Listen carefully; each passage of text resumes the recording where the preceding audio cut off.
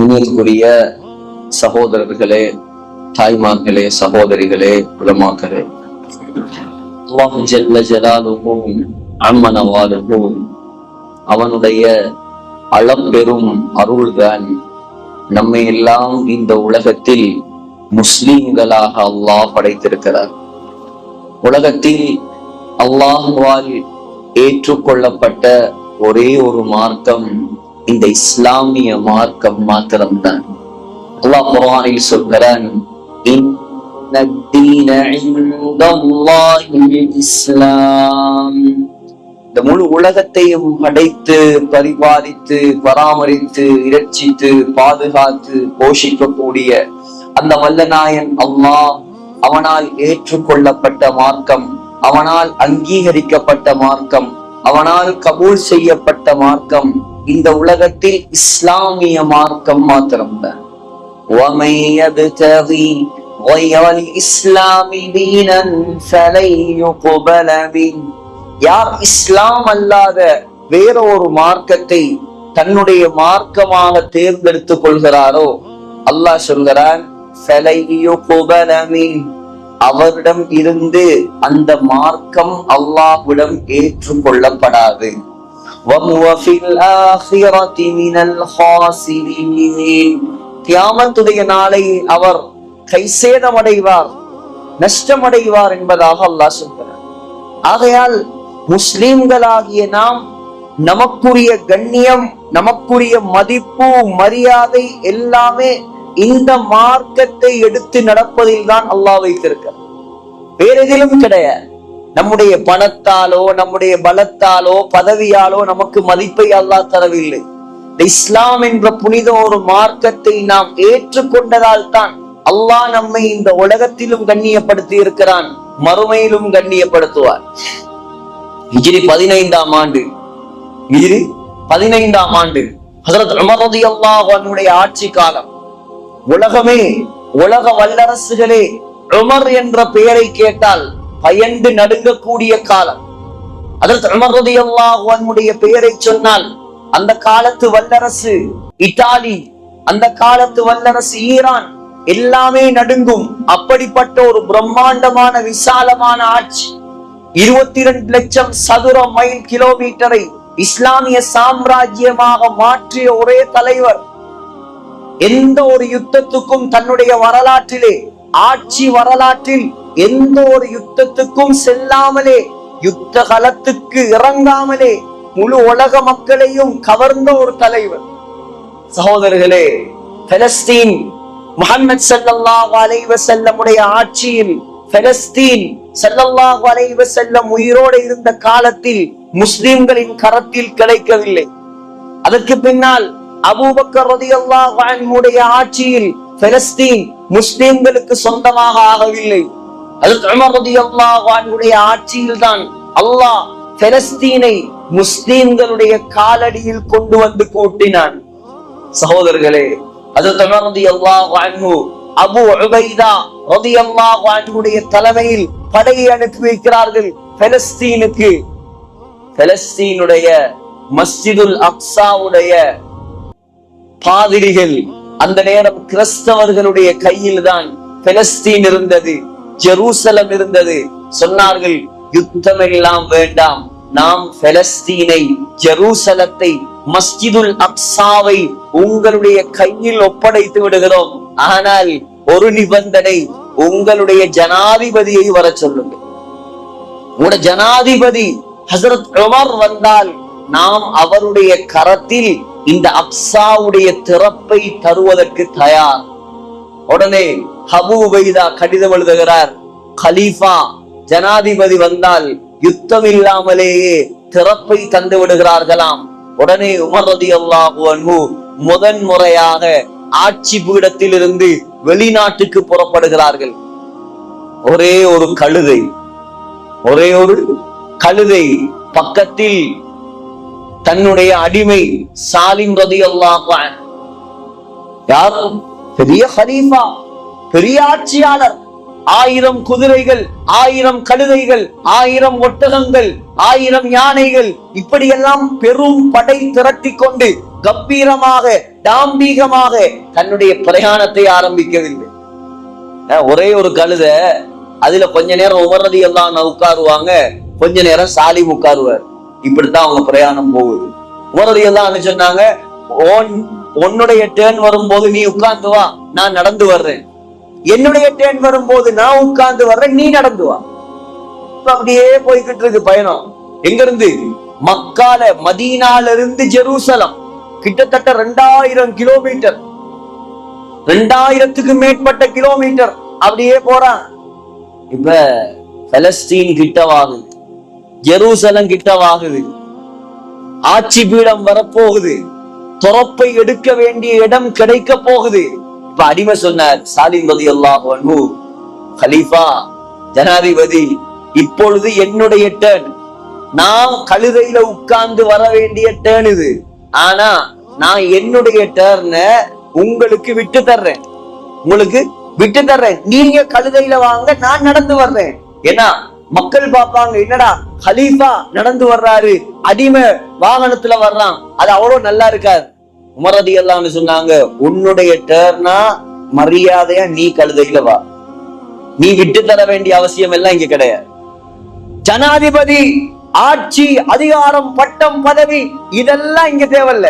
உனக்குரிய உரிமையை நீ எடுத்துக்க, உன் உரிமை எனக்கு தேவையில்லை. அதுக்கு அங்கால எதுவும் பேச முடியல. அவர் வர்றார். இப்ப அபூ உபைதா ரலியல்லாஹு அன்ஹு பாக்குறாங்க, கலீஃபா நடந்து வர்றாரு, அடிமை வாகனத்துல வர்றாரு. கலீஃபாவுடைய ஆடை உடுப்பு என்ன, சில ஜனாதிபதிங்க உடுக்குற மாதிரி 15 லட்சம் 30 லட்சம் எல்லாம் கோட் போடல சகோதரர்களே. ஒட்டு போடப்பட்ட ஆடை, ஒட்டு போடப்பட்ட ஆடை கிழிந்து நாமளே அப்படி உடுக்கிறது கிடையாது. நம்மள ஒரு சர்வசாதாரண மனுஷன் கூட, ஒரு வறுமையான ஏழை கூட இந்த காலத்துல கிழிந்து ஒட்டு போட்ட ஆடை உடுப்பதை நாங்கள் கண்டது கிடையாது. ஆனா கலீஃபா ஜனாதிபதி ஆடையில 12 ஓட்டை, 12 ஓட்டையிலையும் 12 பெச்சடிச்சிருக்கு. அப்படியே வர்றான். அபூ உபைதா ரலியல்லாஹு அன்ஹு சொன்னார், ஜெருசலத்துல, பலஸ்தீன்ல, இந்த பைத்துல் மக்திஸ்ல எல்லா பாதிரிமார்களும் உங்களிடம் திறப்பை தருவதற்காக தயாராக இருக்கிறார்கள், உங்களை வரவேற்பதற்காக காத்து கொண்டிருக்கிறாங்க. இந்த உடுப்பை கொஞ்சம் மாத்திக்கிட்டா நல்லா இருக்கு. இந்த ட்ரெஸ் அவ்வளவு நல்லா இல்லையே, ஒரு கலீஃபாவுடைய ட்ரெஸ் மாதிரி இல்லையே, மாத்திக்கிட்டா நல்லா இருக்குமே. நாம என்ன, ஏன் உடுப்ப தரவா, ஏன் ட்ரெஸ் தரவா, நீங்க உங்க ட்ரெஸ் தாங்க. உமர் ரலியல்லாஹு அன்ஹு சொன்னாங்க, முறைச்சி பார்த்துட்டு சொன்னாங்க, அபூ உபைதா, இதை நீ இல்லாமல் வேற யாராவது சொல்லி இருந்தால் வாழ்க்கையில மறக்க முடியாத தண்டனை நான் தந்திருப்பேன். இன்னா குன்னா அதல்ல கௌமின் ஃபஅஸ்ஸனா அல்லாஹு பில் இஸ்லாம். உமர் ரலியல்லாஹு அன்ஹு சொன்ன வசனம் முழு உலக முஸ்லிம்களும் தங்கத்தால் எழுதி தன்னுடைய நெற்றியில் வைத்து பாதுகாக்க வேண்டிய வசனம் அது. முஸ்லிம் எங்கெங்கயோ கண்ணியத்தை தேடுறான், எங்கெங்கயோ மதிப்பை தேடுறான், எங்கெங்கயோ மரியாதையை தேடுறான். உமர் ரலியல்லாஹு அன்ஹு சொன்னாங்க, அபூ உபைதா, நாங்கெல்லாம் கேவலமான மக்களாக இருந்தோம். முஸ்லிம் ஆண்களே, முஸ்லிம் பெண்களே, இதை நன்றாக விளங்கிக் கொள்ளுங்கள். யாருக்கு இஸ்லாம் இல்லையோ அவருக்கு எந்த கண்ணியமும் கிடையாது. நாம் எல்லாம் கேவலமானவர்களாக இருந்தோம். இஸ்லாம், அல்லாஹ் இஸ்லாத்தின் மூலமாக தான் எங்களை கண்ணியப்படுத்தினார். அல்லாஹ் எங்களுக்கு கண்ணியத்தை தந்தது இந்த இஸ்லாத்தின் மூலம். அபூ உபைதா, அபூ உபைதா, நன்றாக விளங்கிக் கொள். எப்பொழுது முஸ்லிம்கள்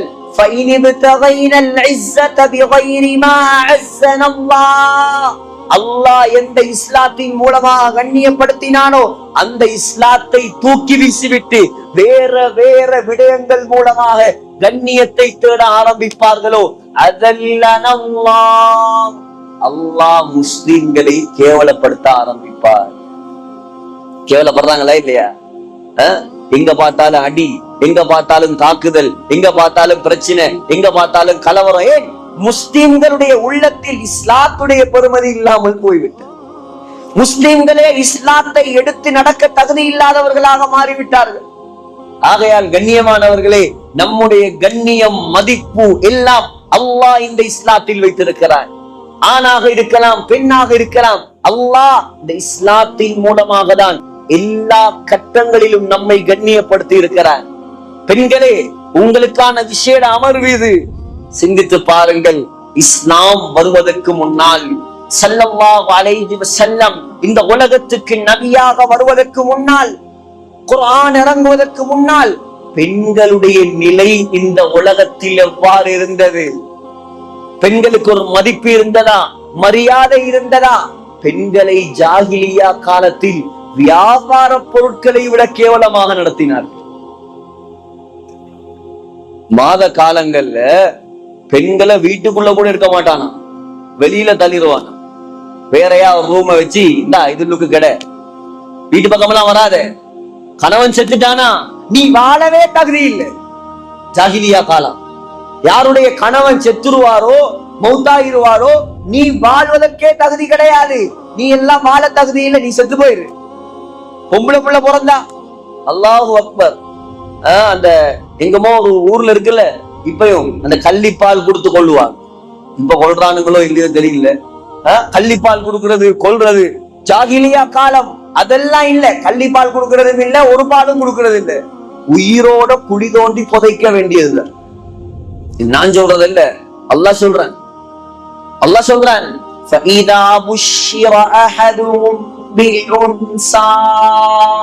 அல்லாஹ் சொல்றான், ஜாகிலியா காலத்தில் யாராவது ஒரு தகப்பனுக்கு உங்களுக்கு ஒரு ஆண் குழந்தை அல்ல பெண் குழந்தை பிறந்திருக்கிறது என்பதாக சொல்லப்பட்டால், அல்லாஹ் சொல்றான், பெண் குழந்தை பிறப்பது நன்மாராயம்.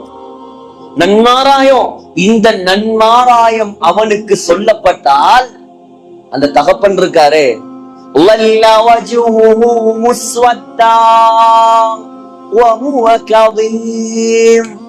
கோவத்தால அந்த தகப்பனுடைய முகம் கருப்பாக மாறிவிடும். அல்லாஹ் சொல்றேன், இப்ப உள்ள வாப்பாமாரு ஆம்பளை பிள்ளைகளை விட பெண் குழந்தைகளோட இரக்கமா இருக்கிறான்.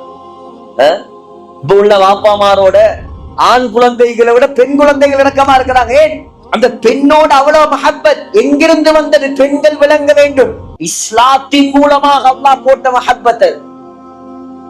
உங்களை ஒரு படைப்பாகவே அவன் மதிக்கல்ல, உங்களை ஒரு மனுஷனா கூட மதிக்கல்ல. நீங்க உலகத்துல வாழ்றதுக்கே தகுதி இல்ல, இப்படித்தான் வச்சிருந்தான். உங்களுக்கு கண்ணியத்தை தந்தது இஸ்லாம். அந்த இஸ்லாத்தை ஒரு நாளும் கேவலப்படுத்திடாதீங்க. அந்த இஸ்லாத்துடைய சட்டங்களை ஒரு நாளும் மதிக்காமல் மிதித்து விடாதீர்கள். அந்த இஸ்லாத்துடைய சட்ட திட்டங்களை தலைக்கு மேல் வைத்து தாங்குங்கள். உங்களுக்கு உலகத்துல வாழும் தகுதியை தந்ததே இஸ்லாம் தான். அதை கல்வியில் ஆழமாக பதிய வையுங்கள். பெண்களே, அல்லாஹ் சொல்றான், பொம்பளை புள்ள கிடைச்சிருக்கா, அப்படியே முகமெல்லாம் கருப்பா மாறி கோபத்தால துடிப்பானா, வீட்டை விட்டு வெளியே வர மாட்டான், சமூகத்துக்கு தலை காட்ட மாட்டானா. பொம்பளை புள்ள கிடைச்சிருக்கு, கேவலம் எனக்கு உண்டாயிட்டு. பொம்பளை புள்ள பிறந்த வாப்பா தலை காட்ட மாட்டாராம் சமூகத்துல, வீட்டுக்குள்ள ஒளிஞ்சிருப்பாரா. யோசிப்பானா, கேவலத்தோட இந்த புள்ளைய நான் வளர்க்கிறதா, அல்லது இந்த புள்ளைய உயிரோடு குழி தோண்டி புதைப்பதா? புனிதமான ஹராம், மஸ்ஜிதுல் ஹராம் உங்களுக்கு தெரியும். நாம இந்தியால செஞ்சிக்கோட்டையில ஹரத்துல தொழும் நன்மையை எடுக்க வேண்டும் என்றார். ஹரத்துல 2 ரக்காத் தொழுகிற நன்மை நமக்கு இந்தியால கிடைக்கணும்னா நாங்க 1 லட்சம் ரக்காத் இங்க தொழுவோம். இங்க 1 லட்சம் ரக்காத்து நாங்க தொழுதாதான் அங்க 2 ரக்காத் தொழுகிற நன்மை கிடைக்கும். செஞ்சியில சென்னையில ஒரு மரத்துடைய இலையை வெட்டினா பாவம் கிடைக்குமா? கிடைக்க. செஞ்சியில ஒரு புல்ல நாங்க வெட்டினா பாவம் கிடைக்குமா? கிடைக்காது. ஒரு மரத்தை வெட்டினா பாவம் கிடைக்குமா? கிடைக்காது. செஞ்சியில இருந்து மண் எடுத்துட்டு சென்னைக்கு போனா அல்லது விழுப்புரத்துக்கு போனா பாவம் கிடைக்குமா? கிடைக்காது. ஆனால் சகோதரர்களே, ஹரம் எந்த அளவுக்கு புனிதம் என்றால், ஹரத்துடைய எல்லையில் இருந்து மண்ணை எடுத்துக்கொண்டு வெளிநாட்டுக்கு செல்ல தேவையில்லை. ஹரத்துடைய எல்லைக்கு வெளியே கொண்டு செல்வது கூட அல்லாஹ் தடை செய்திருக்கு. மண்ணை கூட கொண்டு வர முடியாது, ஒரு இலைய கூட வெட்ட முடியாது, ஒரு புல்ல கூட பிக்க முடியாது, ஒரு புறாவை கூட அதட்ட முடியாது, வேட்டையாட முடியாது. எப்படி 1,00,000 நன்மையோ ஒரு மடங்கு, ஒரு நன்மைக்கு ஒரு மடங்கு 1,00,000 மடங்கோ, அதே போல பாவமும் பல மடங்கா கிடைக்கும். அப்படியான புனிதமான ஹரத்துல சகோதரர்களே, அந்த ஜாஹிலியா காலத்துல என்ன செஞ்சாங்க தெரியுமா? நான் ஹரத்தை சுத்தி 4-5 ஊர் இருக்கு. ஹரத்தை சுத்தி முதலாவது பிஸ்பலா, ஸ்ரீலங்கா இந்தியால இருந்தெல்லாம் போனா அங்கதான் தங்குவா.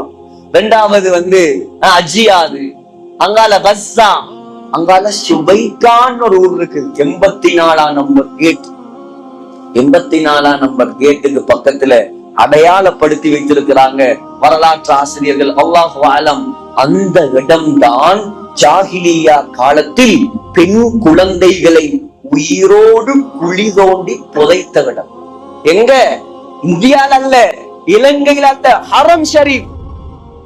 பிறந்தாச்சா சில ரிவாயத்துல வருது, பிறந்து அந்த அம்மா மறைச்சி வச்சு அந்த குழந்தை பெரியார் ஆனதுக்கு பின்னால தகப்பனுக்கு இறக்கம் வருன்னு சொன்னாவா, தகப்பன் என்ன செஞ்சானா கொண்டு போய் பெரிய புள்ளையை புதைச்சிட்டான். எந்த அளவுக்குண்டா, மண்ணை தோண்டி புதைக்கும் போது தகப்பனுடைய தாடியில் பட்ட மண்ணை அந்த பெண் குழந்தை தட்டி விடுகிறாள். அதையும் கூட பொருட்படுத்தாமல் குழந்தையை குழி தோண்டி புதைத்தார். அவ்வளவு கேவலப்படுத்தினாங்க பொம்பளையில, அவ்வளவு நாசமான படைப்பாக கருதினார்கள். உலகத்துல வாழையே தகுதி இல்லைண்டா. குர்ஆன் வந்தது, முஹம்மது ஸல்லல்லாஹு அலைஹி வஸல்லம் நபியாக வந்தார்கள், இஸ்லாம் வளர்ந்தது. பெண்களுக்குரிய கண்ணியம், பெண்களுக்குரிய மேன்மை, பெண்களுக்குரிய உரிமை, பெண்களுக்குரிய கடமை ஒவ்வொன்றாக ஸல்லல்லாஹு அலைஹி வஸல்லம் பெண் என்ற குலத்தை உயர்த்த ஆரம்பித்தார். பெண்களுடைய தரத்தை உயர்த்த ஆரம்பித்தார்கள். பெண்கள் கொல்லப்பட வேண்டியவர்கள் அல்ல.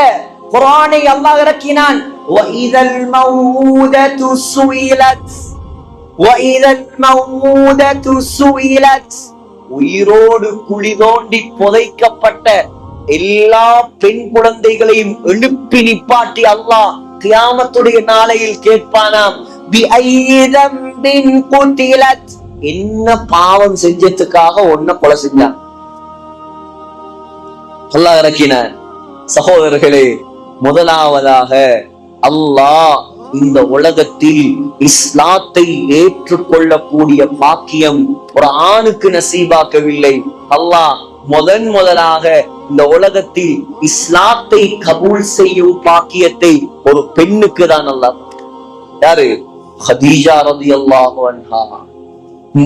முதலாக இஸ்லாத்துக்காக உயிர் தியாகம் செய்யும் பாக்கியத்தை அல்லாஹ் ஒரு ஆணுக்கு கொடுக்கவில்லை, சுமையா என்ற ஒரு பெண்ணுக்கு தான் அல்லாஹ் கொடுத்தார்.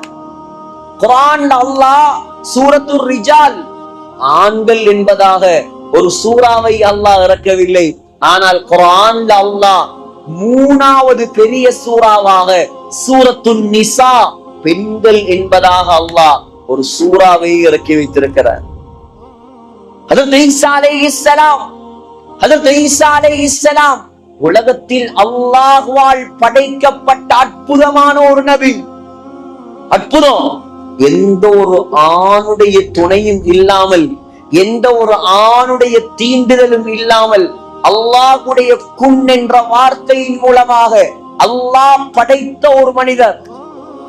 லேசானவர் அல்ல, லேசானவர் அல்ல. அல்லாஹ் சொல்றான், ஈசா அலைஹிஸ்ஸலாம் பிறவி குருடர் மீது தன்னுடைய கையை வைத்தால் அவனுக்கு பார்வை வந்தது. ஈசா அலைஹிஸ்ஸலாம் தோல் நோய் உள்ளவர்கள், தொழுநோய் உள்ளவர்கள், குஷ்டரோகம் உள்ளவர்கள், எங்க பார்த்தாலும் டெர்மடாலஜிஸ்ட், அதா இதா, உடம்பெல்லாம் அரிப்பு சொறி. சகோதரர்களே, ஈசா அலைஹிஸ்ஸலாம் எப்படிப்பட்ட ஒரு டெர்மடாலஜிஸ்ட் என்றால், ஈசா அலைஹிஸ்ஸலாம் தோல் நோய் உள்ளவர்களுடைய உடம்பின் மீது தன்னுடைய கையால் தடவினால் அல்லாஹ் உடனடியாக அந்த நோயை இல்லாமல் ஆக்கிவிடும். இதெல்லாம் குர்ஆன். வயுபரியுல் அக்மஹ வல் அப்ரஸ. 3வது அற்புதம் என்ன தெரியுமா? ஈசா அலைஹிஸ்ஸலாம் வயுஹில் மௌதா பிஇذنில்லாஹ். ஒரு ஜனாசாவை பார்த்து எலும்பு ஜனாசாவுக்கு உயிர் வந்து எழுப்பி நிக்குமா? இந்த ஈசா அலைஹிஸ்ஸலாத்துடைய வரலாறை பேசுவதற்கு அல்லாஹ் 2 பெண்களுடைய வரலாறை அல்லாஹ் பேச. முதலாவது ஈசா அலைஹிஸ்ஸலாத்துடைய தாய், 2வது ஈசா அலைஹிஸ்ஸலாத்துடைய பாட்டி உம்மம்மா. நம்ம ஊர்ல உம்மம்மான்னு சொல்லுவாங்க, இங்க என்ன சொல்றாங்களோ தெரியல, பாட்டிம்பாங்களே. அம்மாவுடைய அம்மாவை நம்ம ஊர்ல உம்மம்மான்னு சொல்லுவாங்க. அப்பாவுடைய அப்பா இருக்காரு, அவரை தான் நம்ம ஊர்ல அப்பாண்டுவாங்க. வாப்பாவுடைய வாப்பா இருக்காரு, அவருக்கு தான் அப்பா, அப்பாக்கு வாப்பாண்டுவாங்க. அதனால குழம்பிக்கலாதீங்க, சந்தேகம்னா கேட்டுக்கல.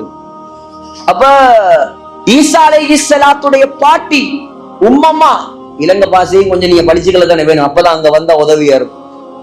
பாட்டி என்ன செஞ்சாங்களாம், தன்னுடைய வயிற்றில் குழந்தை இருக்கும் பொழுது உலகத்துல உள்ள எல்லா பெண்களுக்கும் முன்னுதாரணம். குழந்தை வயிற்றுல இருக்கும் போது ஒரு பெண் எப்படி நடந்து கொள்ள வேண்டும், தான் கற்பிணியாக இருக்கும் பொழுது ஒரு பெண் என்ன நியத்து வைக்க வேண்டும், அல்லாஹ் படிச்சு தர்றான் குர்ஆன்ல. ஈசா அலைஹிஸ்ஸலாத்துடைய உம்மம்மா யார்? ஹன்னா, இம்ரானுடைய மனைவி. கற்பிணியாக இருக்கும் பொழுது செய்த துஆவை அல்லாஹ் குர்ஆனில் சொல்கிறான். குழந்தை ஆம்பளை புள்ளனாலே யோசிக்கிறது, என் புள்ள பிறந்தா அவன் பெரியாராய் நல்ல பணம் காசெல்லாம் சம்பாதிச்சு நான் மகாராணி மாதிரி காலுக்கு மேல காலை போட்டு உட்கார்ந்து சாப்பிடணும். இது அதிகமானவங்கட ஆசை, பரவாயில்லை. ஆனா சகோதரர்களே, குழந்தை வயிற்றில் இருக்கும் பொழுது உங்கள் மனைவிமாருக்கு கற்றுக் கொடுங்கள். பெண்களை விளங்கிக் கொள்ளுங்கள், எப்படி நியத்து வைக்க வேண்டும். என்னுடைய வயிற்றில் இருக்கும் குழந்தையை நான் அல்லாஹ்வுடைய மார்க்கத்துக்காக நான் அர்ப்பணிப்பேன். அல்லாஹ்வோட பரம்பரையை வீணாக்க மாட்டேன். அல்லாஹ்வோட பரம்பரையை தழைத்து ஓங்க செய்வான். அந்த தாய் சொல்றா, இஸ் காலத் இம்ராத்து இம்ரான் ரப்பி யா அல்லாஹ் இன்னி நான் நதர்து லக உனக்காக நேர்ச்சை செய்து விட்டேன். மா ஃபீ பத்னி முஹர்ரரா, என் குழந்தை, என் வயிற்றில் இருக்கக்கூடிய புள்ள, ஆம்பளை புள்ள இன்ஷா அல்லாஹ் பிறந்தா யா அல்லாஹ் அந்த ஆம்பளை குழந்தைய மஸ்ஜிதுல் அக்ஸாவுக்கு நான் வக்ஃப் பண்ண போறேன். இம்ரான் வாழ்ந்தது எங்க? மரியம் அலைஹிஸ்ஸலாம் வாழ்ந்தது எங்க? மரியம் அலைஹிஸ்ஸலாத்துடைய தாய் குடும்பம் இம்ரானுடைய பரம்பரை வாழ்ந்தது எங்க? சுலைமான் அலைஹிஸ்ஸலாம், ஈசா அலைஹிஸ்ஸலாம், ஜக்கரியா அலைஹிஸ்ஸலாம், யஹ்யா அலைஹிஸ்ஸலாம், தாவூத் அலைஹிஸ்ஸலாம், அவ்வளவு பேரும் வாழ்ந்தது பலஸ்தீன். மக்காவுக்கு வராத நபிமார் இருக்கிறான், மதீனாவுல காலடி வைக்காத நபிமார் இருக்கிறான், பலஸ்தீன்ல காலடி வைக்காத ஒரு நபி இந்த உலகத்தில் கிடையாது. அதைத்தான் ரத்த பூமியா மாத்திட்டு இருக்கிறான். அல்லாஹ் இன்ஷா அல்லாஹ் நிச்சயமாக விடிவு காலத்தை உண்டாக்குவான். நமக்கு அவசரம், எப்படா எப்படா எப்படா. அல்லாஹ் ஒரு நாள் வைத்திருக்கிறான். ஸல்லல்லாஹு அலைஹி வஸல்லம் சொன்னாங்க, வரும் ஒரு காலம் உம்ரானு பைத்துல் மக்திஸ், பலஸ்தீன் ஜெருசலம் செழிப்பான பூமியாக மாறும். முழு உலக முஸ்லிம்களும் தங்களுடைய ஊர்களை எல்லாம் விட்டு பலஸ்தீனில் போய் குடியேற ஆரம்பிப்பார். இன்னைக்கு பலஸ்தீனுக்கு போறதுனாலே பயப்படுறான், யாரும் போக மாட்டான். அல்லாஹ்வுடைய தூதர் சொன்னாங்க, ஒரு காலம் வரும், ஹாக்கிம்ல இப்னு ஹவாலாவை பார்த்து சொன்னார்கள், இப்னு ஹவாலா, இப்னு ஹவாலா, ஒரு நாள் வரும் அல்லாஹ் இந்த இஸ்லாமிய சாம்ராஜ்யத்தின் மத்திய அரசாக, சென்ட்ரல் கவர்மெண்டாக பலஸ்தீனை தான் அல்லாஹ் மாத்தும். இந்த சவுதி, இந்த கட்டாரு எல்லாம் எல்லாம் போயிடும். வருங்காலத்து இஸ்லாமிய பேரரசு, இஸ்லாமிய சாம்ராஜ்யம், இஸ்லாமிய குடியரசு பலஸ்தீன் உள்ளத்தில் குறித்து வைத்துக் கொள்ளுங்கள். ஆயாத்தோடு இருந்தா பாருங்க, அல்லாஹ்வுடைய தூதர் சொன்னது நடக்கும். சகோதரர்களே, அந்த பலஸ்தீன் மண்ணில இருந்து, அந்த ஜெருசலத்துல இருந்து, அக்ஸாவுடைய எல்லையில இருந்து அந்த தாய் துஆ செய்றா, யா அல்லாஹ் என் குழந்தைய இந்த புனிதமான முதலாவது கிப்லாவாகிய பைத்துல் மக்திஸுக்கு, மஸ்ஜிதுல் அக்ஸாவுக்கு ஹிதுமத்துக்காக நான் நேர்ந்து வச்சிட்டேன். யா அல்லாஹ் அவர் தீனுடைய பணி செய்யட்டும். தாய் நல்ல நியத்து வச்சா அல்லாஹ் நாட்டம் எப்படி தெரியுமா? ஆண் குழந்தை அல்ல, பெண் குழந்தை. இவன் நினைச்சா எனக்கு கிடைக்க போறது பெண் குழந்தை அல்ல, ஆண் குழந்தை. ஆனா அல்லாஹ்வுடைய நாட்டம் உனக்கு கிடைக்கிறது ஆண் குழந்தை அல்ல, பெண் குழந்தை. இப்ப புள்ள பிறந்துருச்சு. பிறந்தத்தோட பார்த்தா பெண் குழந்தை. என்ன பண்றது? பெண் குழந்தை, அதெல்லாம் சரி வராது, விட்டுட்டு வேலையை பார்ப்போம். அப்படி இல்லை. فلما وضعتها قالت رب إني وضعتها أنثى. யா அல்லாஹ், பொம்பளை புள்ள கிடைச்சிருக்குது, பரவாயில்ல. பொம்பளை புள்ளையா இருந்தாலும் வெச்ச நேர்ச்சையை நான் நிவர்த்தி செய்வேன். கொண்டு போயிட்டு புள்ளையை மஸ்ஜிதுல் அக்ஸால வச்சுட்டான். மஸ்ஜிதுல் அக்ஸாவில் வைக்கப்பட்ட பெண் குழந்தை முதலாவது என்ன செஞ்சா, அந்த பெண் குழந்தை பிறந்தவுடன் மரியம் அழகான பேர் வைத்தாள். தாயுடைய கடமை அல்லாஹ் சொல்லித்தாராம். புள்ள பெக்கிறது, வளர்க்கிறது, படிப்பை கொடுக்கிறது மட்டும் இல்லைங்க. சில பெண்கள் நினைச்சிட்டு இருக்கிறாங்க, எப்படி தெரியுமா? நாங்க துணி துவைக்கிற மெஷின், சோறாக்குற ரைஸ் குக்கரு, குழந்தை வளர்க்கிற ஆயா, இப்படித்தான் எல்லாரும் நினைச்சிட்டு இருக்காங்க. ஆனா தாய் என்பது ஒரு தசாப்தத்தை உருவாக்கக்கூடியவர். நமக்கு முன்னால் வாழ்ந்த இஸ்லாமிய தாய்மார்கள் ஒரு குழந்தையை பெற்றெடுக்கவில்லை, ஒரு கம்யூனிட்டியை உருவாக்கியவர். ஈசா அலைஹிஸ்ஸலாத்துடைய உம்மம்மா பாருங்க எப்படி விரந்தத்தோட சொன்னா, மரியம், நான் பேர் வைக்கிறேன் மரியம். அழகான பெயர்.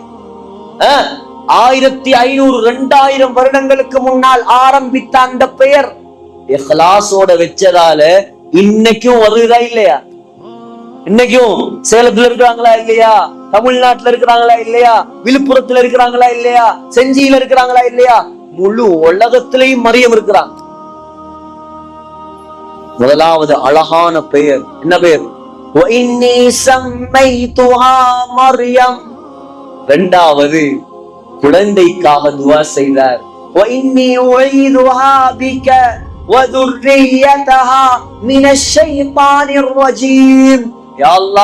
உனக்காக கஷ்டப்பட்டு நேர்ந்து வச்சு பெற்றெடுத்த புள்ள, இந்த புள்ளையையும் இந்த புள்ளையுடைய பரம்பரையையும் நீ ஷைத்தானை விட்டு பாதுகாப்பாயாக. தீனோட வாழ்ந்தார், நல்ல நீயத்தில் குழந்தை பெற்றார், அழகான பெயர் வைத்தார், குழந்தைக்கு ஷைத்தானை விட்டும் பாதுகாப்பு கொடுத்தார், அல்லாஹ்வை பொறுப்பு சாட்டினார், கொண்டு போய் மஸ்ஜிதுல் அக்ஸாவில் விட்டார். அல்லாஹ் அந்த குழந்தையை வளர்ப்பதற்கு நியமித்தவர் யார் தெரியுமா? உலகத்தில் அல்லாஹ்வால் அனுப்பப்பட்ட உயர்ந்த நபி ஜக்கரியா அலைஹிஸ்ஸலாம். ஜக்கரியா அலைஹிஸ்ஸலாம் வயது முதிர்ந்த நபி. முடியெல்லாம் வெள்ளையாயிருச்சு, மனைவி மலடாக மாறிவிட்டால், குழந்தை பெற்றுக்கொள்ற பாக்கியமே கிடையாது, ரொம்ப வயசு. சரி, இந்த பிள்ளையாவது வளர்த்துக்குவோமே அப்படின்னு வந்தான். இப்ப ஜக்கரியா அலைஹிஸ்ஸலாம் பொறுப்படுத்தாங்க. அவர்கள் தான் பொறுப்படுத்தார்கள், அவர்கள் தான் வளர்த்தார்கள். மரியம் அலைஹிஸ்ஸலாம் வளர்ந்தது எங்க தெரியுமா? மஸ்ஜிதுல் அக்ஸாவுடைய மூளையில அல்ல, மஸ்ஜிதுல் அக்ஸாவுடைய மெஹராபுல. மெஹராபு பள்ளிவாசலுடைய பிரதம பகுதி. அந்த மெஹராபுல தான், மஸ்ஜிதுல் அக்ஸாவுடைய மெஹராபுல தான் மரியம் அலைஹிஸ்ஸலாம் வளர்ந்து வர்றாங்க. வளர்ந்து வந்து இப்ப ஒரு கன்னியாக, குமரியாக மாறிட்டாங்க. பாருங்க அந்த தாயுடைய துஆ எப்படி வேலை செய்து. இப்ப ஜக்கரியா அலைஹிஸ்ஸலாம் ஒரு நபி. ஒரு நாள் வர்றார். குல்லமா தഖல அலைஹா ஜக்கரியா மிஹ்ராப் வஜத இன்தஹா ரிஸ்கா. வந்து பார்க்கிறார், மரியம் அலைஹிஸ்ஸலாம் பழங்களை வைத்துக் கொண்டு சாப்பிட்டு கொண்டிருக்கிறார். என்ன பழம்? என்ன பழம்? சீசன்லயே இல்லாத பழம், பெலஸ்தீன்லயே கிடைக்காத பழம். உதாரணமா ஸ்ரீலங்கால தூரி என்ன ஒரு பழம் இருக்கு, உங்களுக்கு தெரியுமா? இங்க இருக்கோ தெரியல. தூரி என்ன ஒரு கலீல் அஹ்மத் மௌலானா கீரனூரி சொல்லுவாங்க, ஸ்ரீலங்கா வந்தா தூரியங்கா தின்னாம போகப்படாது. அது ஸ்ரீலங்கால ரொம்ப ஃபேமஸ். அங்க இருக்குது, மலேசியால இருக்குது, உங்களுக்கு தெரிஞ்சிருக்கும். அவ தூரியங்காக இப்ப ஒருத்தர், ஒரு பொம்புல உதாரணமா வச்சு சாப்பிட்டு இருக்கா. எங்க? செஞ்சியில. எம்ஜிஆர் நகர்ல சாப்பிட்டு இருக்கா. மத்த பொம்பளைங்க எல்லாம் கேட்பாங்களா இல்லையா? எங்காலம்மா உனக்கு மட்டும் தூரியங்கா, செஞ்சியில தூரியங்காவே கிடையாது கேட்பாங்களா இல்லையா? இப்ப கேட்கிறார் ஜக்கரியா அலைஹிஸ்ஸலாம், இது என்னது? சீசன்ல இல்லாத, பலஸ்தீன்ல கிடைக்காத பழங்களை நீ சாப்பிட்டு கொண்டிருக்கிறாய். அன்னால கிஹாதா, மரியமே உனக்கு இதை யார் தந்தது? மரியம் அலைஹிஸ்ஸலாம் சொன்னாங்க, காலத் ஹுவ மின் இந்தில்லாஹ், அல்லாஹ் வானத்திலிருந்து டைரக்டா இறக்கி தந்தான். சீசன்ல இல்லாத பழத்தை யார் கொடுத்திருக்கான்? அல்லாஹ் மஸ்ஜிதுல் அக்ஸால இறக்கி இருக்கான். சொன்னாங்க இன்னொரு வார்த்தை, இன்னல்லாஹ யர்ஸுகு மன் யஷா, அல்லாஹ் யாருக்கு விரும்புகிறானோ அவர்களுக்கு பிகைரி ஹிசாப், நினையாத புறத்தால் கணக்கில்லாமல் அள்ளி கொடுப்பான். இப்ப ஜக்கரியா அலைஹிஸ்ஸலாம் யோசிக்கிறார், சீசன்ல இல்லாத பழங்களை மரியம் அலைஹிஸ்ஸலாத்துக்கு கொடுக்கிறதுக்கு அல்லாஹ்க்கு சக்தி இருந்தா இந்த கிழவனுக்கு குழந்தையை தர்றதுக்கு அல்லாஹ்க்கு சக்தி இருக்காதா? யாருங்க? ஒரு நபி, நபி அல்லாஹ்வுடைய நெருக்கமான நபி. குர்ஆன்ல 25 பெயர் சொல்லப்பட்ட ரசூல்மார்களில் ஒருவர். இந்த தாய் ஒழுங்கா நியத்து வச்சா, ஒழுங்கா பெத்தெடுத்தா, நல்ல பெயர் வைத்தா, நல்லவரிடம் வளர்க்க கொடுத்தா, வளர்க்க கொடுத்தவர் யோசிக்கிற அளவுக்கு அவ அல்லாஹ்வோட உதவியை இறக்கிட்டான். யோசிக்கிறார், இந்த பொம்பளைக்கு வானத்துல இருந்து அல்லாஹ்வுக்கு பழக்களை கொடுக்க முடியும்னா ஏன் நமக்கு குழந்தை தரையலாது? உடனே கையேந்தினா ஜக்கரியா அலைஹிஸ்ஸலாம் கையேந்தி சொன்னாங்களாம், ரப்பி ஹப்லி மின் லதுன்க ذُرِّيَّةً طَيِّبَةً இன்னக ஸமீஉத் துஆ. யா அல்லாஹ், உன்னுடைய புறத்தால் எனக்கு ஒரு குழந்தை பாக்கியத்தை தருவாயாக. இப்னு அப்பாஸ் ரலியல்லாஹு அன்ஹு, யாரு? தஃசீர் கலை வல்லுனர்களின் தலைவர், சொல்றார், ஜக்கரியா அலைஹிஸ்ஸலாம் துஆ கேட்கும் போது 120 வயசா. எத்தனை வயசு? 120 வயசா. பஞ்சாதிக்கு வயசு 99. பஞ்சாதிக்கு 99 வயசு, ஜக்கரியா அலைஹிஸ்ஸலாத்துக்கு 120 வயசு. சும்மா யோசிச்சு பாருங்களேன், ஒரு 70 வயசு தாத்தாவும் ஒரு 69 வயசு ஒரு பாட்டியும் ஒரு வியோஜி கிட்ட போறாங்க, எங்களுக்கு குழந்தை இல்ல, ஏதாவது வழி இருக்கா? வியோஜி அடிச்சு விரட்டுவான். உங்களுக்கு இந்த வயசுலயா குழந்தை தேவைப்படுது? போய் கபரை தோண்டி வைங்க, மௌத்தாகிறதுக்கு ரெடியா. இதெல்லாம் தேவையில்லாத ஹாப்பெல்லாம் வைக்காதீங்க. இந்த வயசுல உங்களுக்கு ஏன் குழந்தை கிடைக்க போகுது? ஆனா படைத்த ரப்புல் ஆலமீன் எப்படியானவன், அவன் நினைத்தால் செய்வான். 120 வயசு வயசாளி கையேந்துறாரு, யா அல்லாஹ் எனக்கு குழந்தை வேணும். 99 வயசு கிழவி, குழந்தை பாக்கியமே கிடைக்காதுன்னு எல்லாரும் சொல்லிட்டாங்க, மலடிட்டாங்க. அதையும் சொன்னார், யா அல்லாஹ் வம்ராத்தி ஆகிர், என் மனைவி மலடி. இன்னி வஹனல் அத்மு மின்னி, என் எலும்புகள் எல்லாம் பலகீனமாகிவிட்டது, முடியெல்லாம் வெள்ளையாயிடுச்சு. ஏன் உடம்புல பிசிக்கலி எந்த ஃபிட்னஸும் கிடையாது, என் உடம்புல எந்த சக்தியும் இல்ல, என்னால புள்ள பெத்துக்க முடியாது. ஆனா மரியமுக்கு உனக்கு சாப்பாடு கொடுக்கலன்னா எனக்கு புள்ளையத்தான். அல்லாஹ் சொல்லிட்டான், அல்லாஹ் சொல்லிட்டான், உங்களுக்கு புள்ளையை நாங்கள் தந்து விடுவோம். இப்ப இவருக்கு ஆச்சரியம், எனக்கா புள்ளையா இந்த வயசுலயா? அது எப்படி?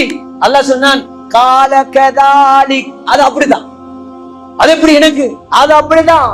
கால ரப்புக ஹுவ அலைய ஹய்யின், அது உனக்கு தான் பெரிய விஷயம். அல்லாஹ் சொல்றான், எனக்கு சிம்பிள் மேட்டர், அது எனக்கு சிம்பிள், நான் நினைச்சதை செய்யறவன் இல்ல.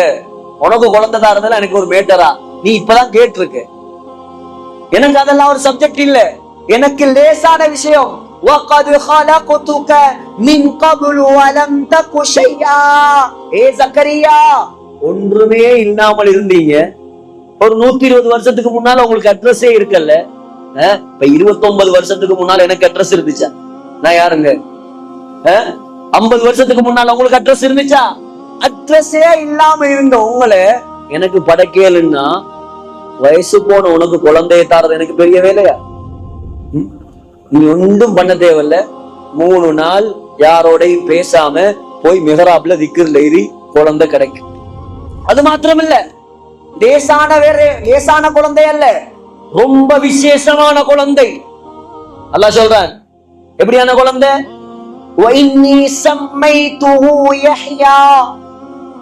அல்லாஹ் சொல்றான், உனக்கு குழந்தைய தந்தாச்சு, அந்த குழந்தைக்கு நீ பேர் வைக்க தேவையில்ல, நானே பேர் வச்சு தர்றேன். என்ன பேரு? யஹ்யா. அது மாத்திரமா? லேசான பேரா? லம் நஜஅல் லஹு மின் கப்லு ஸமியா. இந்த உலகத்தில் யாருக்கும் இதுக்கு முன்னாடி யஹ்யான்னு நான் பேர் வைக்கவும் இல்லை. முதன் முறையா உன் குழந்தைக்கு தான் வைக்கிறேன் யஹ்யா. அல்லாஹ் சொல்றான் இரண்டாவது முஸத்திகம் பிகலிமத்தின் மின். இரண்டாவது சிறப்பு, அந்த குழந்தை யார் தெரியுமா? ஈசா அலைஹிஸ்ஸலாத்தை முதலாக ஈமான் கொள்ளக்கூடிய குழந்தை. ஈசா அலைஹிஸ்ஸலாம், யஹ்யா அலைஹிஸ்ஸலாம், ஜக்கரியா அலைஹிஸ்ஸலாம் எல்லாம் ஒரே பீரியட்ல வாழ்ந்தவர். கொஞ்சம் தான் வித்தியாசம். முதலாவது ஈசா அலைஹிஸ்ஸலாத்தை ஈமான் கொள்வார். இரண்டாவது வகான சய்யிதன், தலைவராக மாறுவார். வரசூலன், சய்யிதன் வரசூலன் வநபிய்யம் மினஸ் சாலிஹீன். சகோதரர்களே, தலைவராகுவாரு, நபியாக ஆகுவார். ரசூலன் அல்ல, ஹசூரன், ஹசூராக மாறுவார். ஹசூர்ண்டா என்னங்க? ஹசூர்ண்டா என்ன தெரியுமா? உலகத்துல அல்லாஹ் அனுப்பிய எல்லா நபிமார்களும் திருமணம் முடிச்சு புள்ள குட்டி பெற்று தான் வாழ்ந்தார். ஆனா ரெண்டு நபிமார் திருமணம் முடிக்கல. யார்? ஒன்று யஹ்யா அலைஹிஸ்ஸலாம், இரண்டாவது ஈசா அலைஹிஸ்ஸலாம். ஈசா அலைஹிஸ்ஸலாம் இன்ஷா அல்லாஹ் இறங்குவாங்களா இல்லையா? உலகம் அழியும் போது, மஹ்தி அலைஹிஸ்ஸலாம் வரும்போது, வந்ததுக்கு பின்னாடி டமஸ்கஸ்ல இருக்கக்கூடிய வெள்ளை மினாரால ஈசா அலைஹிஸ்ஸலாம் இரண்டாவது வானத்திலிருந்து மலக்குமாருடைய இறக்கையில் தொங்கிக் கொண்டு இறங்குவாங்க. முழு உலகமும் அதை பார்ப்போம். இறங்கினதுக்கு பின்னால, தஜ்ஜால கொன்னதுக்கு பின்னால, ஹஜ்ஜி செஞ்சு கல்யாணம் முடிச்சு குழந்தை கூட்டி எல்லாம் பெற்றதுக்கு பின்னாலதான் ஈசா அலைஹிஸ்ஸலாம் மௌத்தா போவாங்க.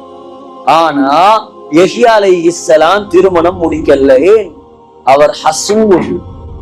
ஹசூர்ண்டா அல்லாஹ் அவரை எப்படி படைச்சிருந்தான்னா, உலமாக்கள் எழுதுறாங்க, ஒரு மலக்கை போல அல்லாஹ் படைத்திருந்தார். மலக்குக்கு என்ன இல்ல? திருமணம் தேவையா? பெண்ணாசை இருக்கா? பெண்ணுடைய ஆசை இல்லாமல், திருமணத்துடைய தேவை இல்லாமல் ஒரு மலக்கை போல அல்லாஹ் அவரை படைத்திருந்தார். யார துவாங்க? ஒரு பொம்பளை செஞ்ச துவா.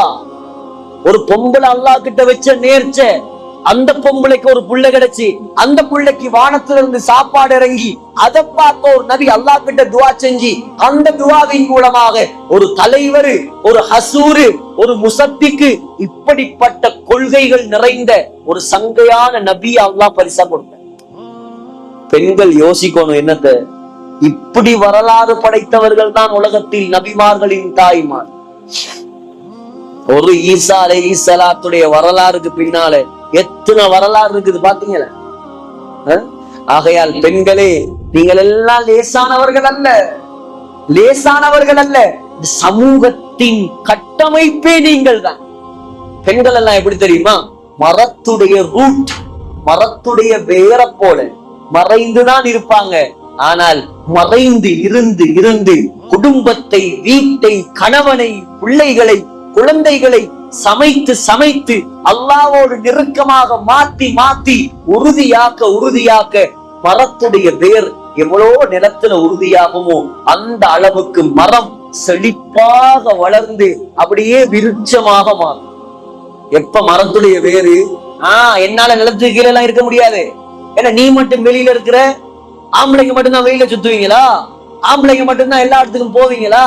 நாங்களும் வெளியில வர போறோம், நாங்களும் சுத்த போறோம், நாங்களும் டிக்டாக் பண்ண போறோம், நாங்களும் என்ன மூஞ்ச மூடிக்கிட்டு நாங்களும் பயம் பண்ண போறோம். நீங்க மட்டும் அஜல்த்து மட்டும் தான் பயம் பண்ணுவீங்களா? நாங்களும் மூஞ்ச மூடிக்கிட்டு நாங்களும் பேசுவோம். அப்படி செய்யாதீங்க, இப்படி செய்யாதீங்க. ஒரு மூஞ்ச மூடிக்கிட்டு மக்களை அல்லாஹ் பாதுகாக்கணும். யாருங்க அனுமதி தந்தது உங்களுக்கு? இதெல்லாம் இந்த காலத்துல ஒரு சர்வ சாதாரணமான கேவலமான விஷயம். TikTok, Facebook, Instagram. ஒரு காலம் இருந்துச்சு, மாப்பிள்ளைய கல்யாணம் பேசினா மாப்பிள்ளை பார்த்தா ஒரு பொம்பளை வாய் திறந்து பேச மாட்டான். புகாரியில ஒரு பாடமே இருக்குதுங்க. புகாரியில ஒரு பாடமே இருக்குது, பாபு இஸ்திதானில் பிக்ர். ஒரு கன்னி பெண்ணிடம் திருமண அனுமதி கேட்கிறது எப்படி? சரலாஜன் சொன்னாங்க, இப்னுஹா சம்துஹா, அந்த பெண் வெட்கத்தால ஆமா எனக்கு கல்யாணம் பண்ணி வைங்க, இவரை பிடிச்சிருக்கு அப்படி கூட சொல்ல மாட்டாளாம். அவள் அமைதியாக இருந்தாள் என்றால் அவளுக்கு இந்த திருமணம் பிடித்திருக்கிறது என்று அர்த்தம். நீங்கள் திருமணம் செய்து வைக்கலாம். இப்ப அப்படியா வந்து அது முன்னாடி உட்கார்ந்துகிட்டு, எனக்கு வர்ற மாப்பிள்ள மாசம் 2 லட்சம் சம்பளம் இருக்கணும், அவர்கிட்ட ஒரு BMW கார் இருக்கணும், அவருக்கு சென்னையில கடை இருக்கணும், விழுப்புரத்துல அவருக்கு காணி இருக்கணும், நிலம் இருக்கணும், இந்த கண்டிஷன் எல்லாம் இருந்தா தான் ஹைட் இத்தனை இருக்கணும், வெயிட் இத்தனை இருக்கணும், கண் இப்படி இருக்கணும், காது இருக்கணும், என்னென்ன எல்லாம் சொல்றா. முன்னேற்றமான காலம், முன்னேற்றமான காலமாம், சமூகம் சீரழிந்த காலம். ஆகையால் பெண்களே, உங்களோட வாழ்க்கையை தடம் புரண்டு விடாதீர்கள், உங்களோட தடத்தை மாற்றி விடாதீர்கள். உங்களுடைய முன்னோர்களை பாருங்கள், நபிமார்களுடைய மனைவிமாரை பாருங்கள், ஆசியா ரலியல்லாஹு அன்ஹாவை பாருங்கள், அன்னை ஃபாத்திமாவை பாருங்கள், அம்மா ஆயிஷாவை பாருங்க. ஆயிஷா அம்மா முஸ்னத் அஹ்மதுல வருது. சுப்ஹானல்லாஹ், நீங்க யார வரலாறு படிக்க தேவையில்லை, ஆயிஷா ரலியல்லாஹு அன்ஹாவுடைய வரலாறையும் ஃபாத்திமா நாயகியுடைய வரலாறை படிச்சா போதும், உங்களுக்கு முழு முன்மாதிரியையும் அல்லாஹ் வைத்திருக்க. எவ்வளவு அமைஞ்சி, எவ்வளவு சமைஞ்சி, எவ்வளவு பக்குவமா பேணுதலா உலகத்துல வாழ்ந்தாங்கண்டா ஆயிஷா ரலியல்லாஹு அன்ஹா. அவங்களோட வீட்டுக்குள்ளதானே நம்முடைய அருமை நாயகம் ஸல்லல்லாஹு அலைஹி வஸல்லம் அடக்கம் செய்யப்பட்டிருக்கிறாங்க. இப்ப சொல்றாங்க, என் மாப்பிள்ளை என் வீட்டுக்குள்ள இருந்தார், அவர் இருந்த நேரம் எல்லாம் ஒரு மாப்பிள்ளைக்கு முன்னால எப்படி இருக்கணுமோ அத போல நான் இருந்தேன். ஒரு மாப்பிள்ளைக்கு முன்னால ஒரு பொம்பளை எப்படி இருக்கலாம்? எப்படி வேணும்னாலும் இருக்கலாம், எந்த தடையும் கிடையாது. மேக்கப் பண்ணிக்கலாம், வேண்டிய ஆடை உடுத்துக்கலாம், எப்படி வேணாலும் இருக்கலாம். 2 வருஷம் 3 மாதங்களுக்கு பின்னால் என்னுடைய மாப்பிள்ளை, என்னுடைய கணவனுடைய கபருக்கு பக்கத்தில் இன்னொரு கபர் வந்தது. யாரு? அபூபக்கர் சித்திக் ரலியல்லாஹு அன்ஹு. அபூபக்கர் சித்திக் ரலியல்லாஹு அன்ஹு ஆயிஷா அம்மாக்கு யாருங்க? யாரு? வாப்பா. வாப்பா, வாப்பாவுக்கு முன்னாடி கணவனுக்கு முன்னால் இருக்கிற மாதிரி இருக்க முடியாது. கொஞ்சம் மரியாதையோட, கொஞ்சம் டீசென்டோட தான் இருக்கணும். வாப்பா தகப்பனுக்கு முன்னாடி. தகப்பன் வந்த நாள்ல இருந்து ஒரு தகப்பனுக்கு முன்னாடி எப்படி இருக்கணுமோ அப்படித்தான் நான் அந்த கபரடி கிட்ட போவேன். யாரு? உயிரோட உள்ள தகப்பன் அல்ல, ஜனாசாவா கபருக்குள்ள இருக்கிறார். அவருக்கு முன்னாடி மார்க்க சட்டம் எடுத்து நடக்க வேண்டிய அவசியமே இல்லை, விரும்பின மாதிரி இருக்கலாம். தனி இருக்கிற பெண்ணு 10 வருடங்களுக்கு பின்னால் அபூபக்கர் ரலியல்லாஹு அன்ஹு அடக்கம் செய்யப்பட்டு 10 வருடங்களுக்கு பின்னால் அதுக்கு பக்கத்தில் இடம் கேட்டார். யார்? யாருங்க? உமர் ரலியல்லாஹு அன்ஹு. ஆயிஷா அம்மா விட்டு கொடுத்த இடம் தானே அது. உலகத்தின் சொர்க்கத்தை விட்டு கொடுத்தார். இன்னைக்கு கூட பிறந்த அண்ணன், தம்பி, அக்கா, தங்கச்சி வருஷமா சண்டை. என்ன? ஒரு இஞ்சி, ஒரு அடி நிலம், இதுக்காக கோட்டா ஏறான் இறங்குறான். கூட பிறந்த அண்ணனுக்கு, தம்பிக்கு, அக்காக்கு, தங்கச்சிக்கு விட்டு கொடுக்கறதுக்கு மனசு. ஆயிஷா அம்மா எத்தனை கோடி கொடுத்தாலும் பொறுமா. சொர்க்கம் சொன்னாங்களே, சொர்க்கம் இது, உலகத்துடைய சொர்க்கம் இது, ரௌதா. அங்க ஆயிஷா ரலியல்லாஹு அன்ஹா தனக்காக வைத்திருந்த இடத்தை விட்டு கொடுத்தாங்க. உமர் கேட்கிறாரா, என்ன விட அந்த இடத்துக்கு உமர் தகுதிதான், அவரை கொண்டு அடக்குங்க, நான் வீட்டை விட்டு வெளியே போறேன். வெளியே போயிட்டாங்க, அடக்கியாச்சு. சொல்றாங்க, என்னைக்கு உமர் என்னுடைய வீட்டுக்குள் வந்தாரோ அன்றிலிருந்து முஸ்னத் அஹ்மதில் வருகிறது, மா தகல்துஹு இல்லா வ அன மஷ்தூதத்துல் பிஸ்யாபி. என்னை முழுமையாக மறைத்து ஃபேஸ் கவர் பண்ணாமல் நான் ஒரு நாளும் அந்த கபரடிக்கு போனது கிடையாது. யாருங்க? கபர்ல இருக்கிற அந்நிய ஆணுக்கு முன்னாடி தன்னை முழுமையாக மறைத்து கொண்ட தாய். இப்ப உள்ள ஆயிஷாவுடைய நிலைமை என்ன? இப்ப உள்ள பாத்திமாவுடைய நிலைமை என்ன? எல்லாம் கேள்விக்குறியா மாறி போயிருக்கு. ஆகையால் பெண்களே, நீங்கள் லேசான படைப்பல்ல, பெண்களே உங்களோட கடமை உடுப்பு கழுவுறதும் சோறாக்குறதும் துணி துவைக்கிறதும் மட்டுமல்ல, அதெல்லாம் மேலதிகமான விஷயம். பெண்களே உங்களோட கடமை கணவனை சந்தோஷப்படுத்துவது மாத்திரமல்ல, உங்களுடைய கடமை உங்களுக்கு அல்லாஹ் பொறுப்பாக அமானிதமாக தந்த பிள்ளைகள், குழந்தைகள், கணவன், இவர்களுக்கு தீனை வழங்குவது, இவர்களுக்கு மார்க்கத்தை கொடுப்பது, இவர்களுக்காக நீங்கள் அல்லாஹ்வை பயந்து இந்த உலகத்தில் வாழ்வது, அல்லாஹ்வுடைய சட்டங்களை எடுத்து நடப்பது, அந்நிய ஆண்கள் மகரம் பேணி நடப்பது, இது உங்களுடைய தலையாய கடமை. அல்லாஹ் நாளை கேட்க மாட்டான், மாப்பிள்ளைக்கு சோறாக்கி கொடுத்தியா, உடுப்பு கழுவி கொடுத்தியா, இதெல்லாம் மேலதிகமான விஷயம். அல்லாஹ் முதலாவது கேட்க போறான், தீனை பத்தி கேட்க போறான், தொழுகைய பத்தி கேட்க போறான். உங்களோட போன்கள் கொஞ்சம் சிந்திங்க. நாங்க நாளைக்கு மௌத்தா போனா இந்த போன், அல்லாஹு அக்பர், ஒரு காலம் மகரிபுக்கு பின்னால தாய்மார்களுடைய சத்தம் வீடுகள்ல குர்ஆன் ஓதுற சத்தம் கேட்கும். இப்ப என்னன்னா சைத்தானுக்கு முன்னாடி போய் புரிஞ்சிருக்காங்க. 7 மணிக்கு ஒரு சைத்தான், 7:30 ஒரு சைத்தான், 8:30 ஒரு சைத்தான், 9 மணிக்கு ஒரு சைத்தான். அதுல ஒரு சைத்தான்ல காட்டுவான் மாமியாவும் மருமகளும் சண்டை பிடிப்பது எப்படி. அடுத்த சைத்தான்ல காட்டுவான் மருமகளை திட்டம் போட்டு கொலை செய்வது எப்படி. 3வது சைத்தான்ல காட்டுவான் கணவனையும் தாயையும் பிரிப்பது எப்படி. அதை பார்த்துட்டு இது அது மாதிரி இங்க நடக்கும், அது மாதிரி நடக்கும். நடக்குதா இல்லையா? முழு சமூகம், இலங்கையில உள்ள, இந்தியால உள்ள முஸ்லிம் சமுதாயம் கெட்டு குட்டிச்சோராகி நாசமா போறதுக்கு அடிப்படை காரணம் இந்த சின்ன திரையும் பெரிய திரை. இதை யாரும் மறுக்க முடியாது. ஏரியா ஆஃப் வெல்கரிட்டி, அசிங்கத்துடைய கேவலத்துடைய ஏரியா இந்த சினிமா, இந்த சின்ன திரை. அவள் பணத்துக்காக காசுக்காக மேக்கப் பண்ணிட்டு நடிக்கிற நடிப்பெல்லாம் இவள் நிஜத்துல ரியல்ல செய்ய பார்க்க. வேடிக்கையா சொல்லுவாங்க, அவங்க அசரத் ஒண்ணுதான், மாமியா மருமக சண்டை முத்தி போய் என்ன செஞ்சிட்டாங்களாம், கடைசியா மருமகன் மகன் மாப்பிள்ள கணவன் வீட்டுல இல்லாத நேரத்துல அந்த பொண்ணு அப்படியே ஒரு உலக்கையை எடுத்து மாமியாட கழுத்துல குத்தி, இப்ப மாமியா சக்கராத், உலக்கையால மாமியாவுடைய கழுத்து நசிட்டான். நசிச்சதோட மாமியாக்கு சக்கராத்து இப்ப கிளவி இழுத்துக்கிட்டு இருக்குது. இப்ப கணவன் வர்றான், வந்ததோட இந்த பொம்பளை ஓன்னு அழுதான், ஹலோ மாமியா விழுந்துட்டாங்களே, அம்மா விழுந்துட்டாங்களே, இப்படி ஆயிடுச்சே, அம்மா கடைசி நிலைமையில இருக்கிறாங்களே, இப்படி எல்லாம் ஆயிடுச்சே, ஐயோ ஐயோ ஒரு நடிப்பா அந்த பொம்பளை போட்டுருச்சு. நல்லா ஆக்டிங். இவனும் கொஞ்சம் அவளோ இவனுக்கு மூளை பத்தாது. அப்படியா அப்படியா அங்க பொம்பளை, இந்த தாய் சக்கராத்துல இருந்த அந்த பொம்பளை அந்த கிழவி என்ன செஞ்சிச்சான், சாவறதுக்கு முன்னாடி இவளை போட்டு கொடுத்துட்டான் சாவும். என்னால பேசத்தானே முடியாது. அந்த கிழவி என்ன செஞ்சான், கைய நீட்டி சொல்லிச்சான், உலகே காட்டிச்சான், உலகே காட்டிச்சான். அடுத்தது கழுத்தை காட்டிச்சான், அடுத்தது அந்த மருமகளை காட்டிச்சான். அப்பயும் இவனுக்கு படல, இவனுக்கு புரியல, என்ன சொல்றாங்க புரியல. இவன் கேட்டான் மனைவி கிட்ட, எங்க அம்மா என்ன சொல்லுது, கடைசியா ஏதோ சொல்லுது, என்ன உலக்கைய காட்டுது, கழுத்தை காட்டுது, அப்புறம் உன்னை காட்டுது, என்ன உங்களுக்கு இது கூட புரியலையா? நான் மௌத்தாக போறேன், கடைசியா உலக்க மாறி நிக்காம என் கழுத்துல இருக்கிற செயின் எடுத்து மருமகள் கலையில போடு, நான் சாவறதுக்கு முன்னாடி அதையாலும் செய்யின்றான். எப்படி? அத போல இன்னைக்கு என்னத்தை சொல்ல வாரன்னா, இந்த சினிமாக்களால சீரியாக்களால குடும்பமே குட்டிச்சோரா போய் நாசமா போயிடுச்சு.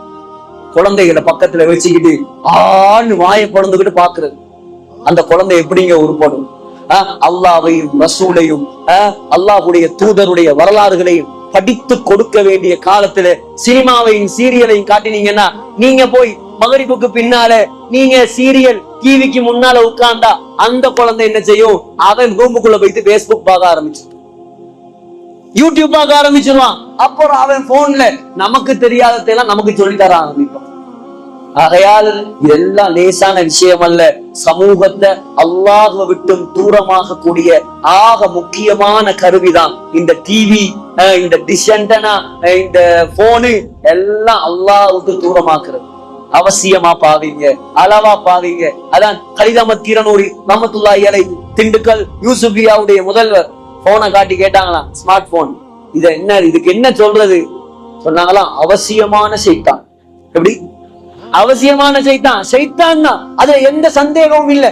ஆனா இது வச்சிருக்காம இருக்க முடியாது, அது இல்லாம இருக்க முடியல. தேவைதான், கால் பண்ணணும், தேவை இருக்குது, எல்லாருக்கும் அந்த தேவை இருக்குது. ஆனா நம்முடைய வாழ்க்கை 24 மணி நேரம் அதுல இல்லை. நம்முடைய வாழ்க்கை வேறு. நம்ம எவ்வளவு குர்ஆனை படிக்கணும். நம்முடைய முன்னோர்களை பாருங்க, ஆயிஷா நாயகிய பாருங்க, 2000க்கு மேற்பட்ட ஹதீஸ். ஆயிஷா ரலியல்லாஹு அன்ஹா இல்லைன்னா இன்றைக்கு இஸ்லாத்துல குடும்ப வாழ்க்கையுடைய சட்டமே. பெண்களுக்கு தன்னுடைய சொந்த சுத்த விஷயங்கள் சம்பந்தமான சட்டங்களே இப்ப தெரியாது. ஆகையால் பெண்களே, நீங்கள் உயர்ந்தவர்கள், சொர்க்கத்துக்குரியவர்கள், சொர்க்கத்துக்கு வழியை காட்டக்கூடியவர்கள். அதுவும் சிறப்பான இந்த செஞ்சியில் மாஷா அல்லாஹ் ஒரு அமைதியான, செழிப்பான, கண்ணியமான ஒரு ஊர். அல்லாஹ் பிறந்து வாழக்கூடிய ஒரு சந்தர்ப்பத்தை உங்களுக்கு தந்திருக்கிறான். நல்ல மக்கள், நல்ல பண்பு, நல்ல அரவணைப்பு, அன்பும் பண்பும் இரக்கமும் நிறைந்த ஒரு ஊர். சகோதரர்களே, மௌத்து வரைக்கும் அல்லாஹ் இந்த ஊரையும் கபூல் செய்யணும். இந்த ஊர்ல உள்ள ஆண்கள், பெண்கள் எல்லாரையும் கபூல் செய்யணும்.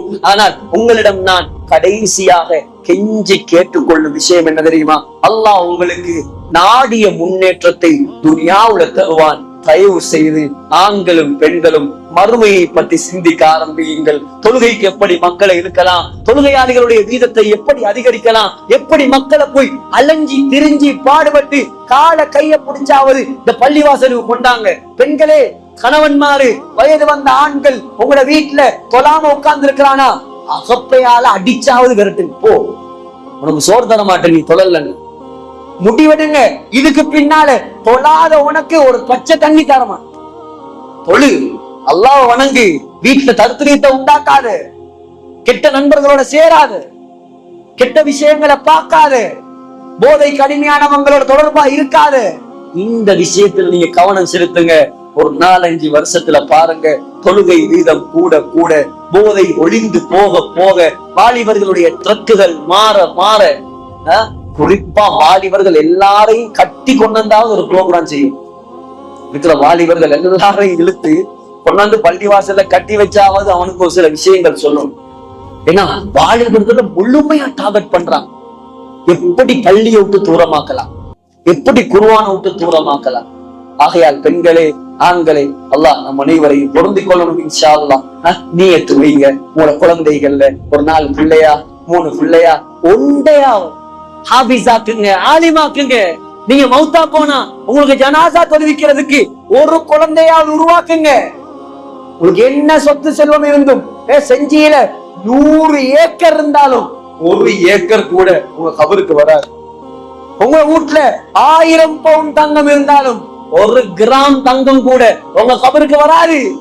நீங்க உலகத்துல அல்லாஹ்வுக்காக என்னென்ன நல்லவர்கள் செய்றீங்களோ, என்னென்ன சதக்கா ஜாரியாக்கள் செய்றீங்களோ, அது மாத்திரம்தான் உங்க கபருக்கு வரும். இதை ஞாபகம் வைத்துக் கொள்ளுங்கள். நம்முடைய வாழ்க்கையை மாற்றுவோம், அல்லாஹ்வோடு நெருங்குவோம். எல்லாம் வல்ல அல்லாஹ் மனிதனுடைய பாவங்களை மன்னிப்பானா.